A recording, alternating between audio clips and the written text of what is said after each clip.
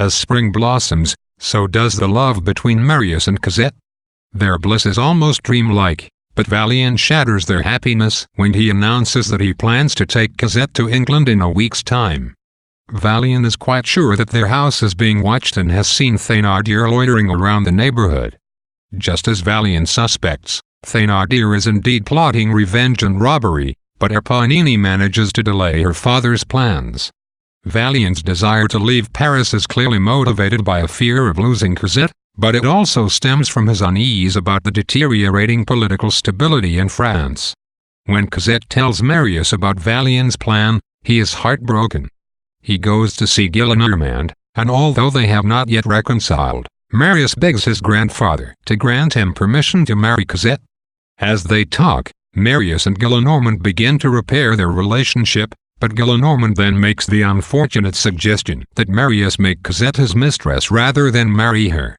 Marius explodes, screaming that his grandfather has insulted his future wife and storms out of the house. Marius returns to the house in Saint-Germain to see Cosette. When she fails to appear at the appointed time, Marius realizes that Cosette and Valien have moved. Heartbroken, he has no time to grieve, since a mysterious voice advises him to join his friends on the barricades. Paris is in the throes of a cholera epidemic, and the climate is so unstable that the slightest spark threatens to set off an insurrection. The spark finally comes on June 5, 1832, during the funeral procession of General Lamarck, a popular defender of liberty and the people. Fearing that the public mourning might lead to violence, the monarchy dispatches troops throughout Paris to maintain control. When shots are fired on the Austerlitz bridge, the city explodes and barricades begin to spring up.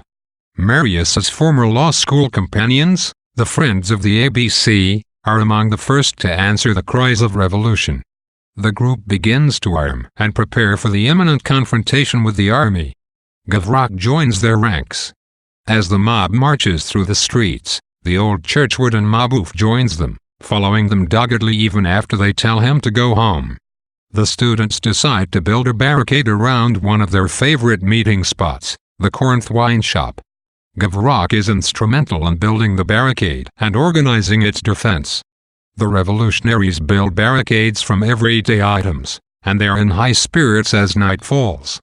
Gavroche tries in vain to persuade the men to give him a gun. When the construction of the barricades is done, the men sit and wait. Gavroche suddenly realizes that an unnamed man who has joined the group is actually Evert, who is spying on them for the army. The men take Evert prisoner. One drunken revolutionary shoots a local homeowner, and Enjolras executes the man on the spot. Enjolras delivers a rousing speech. Marius's roommate, Courfeyrac, notices that a slim, young laborer who came looking for Marius earlier in the day has joined the group at the barricades.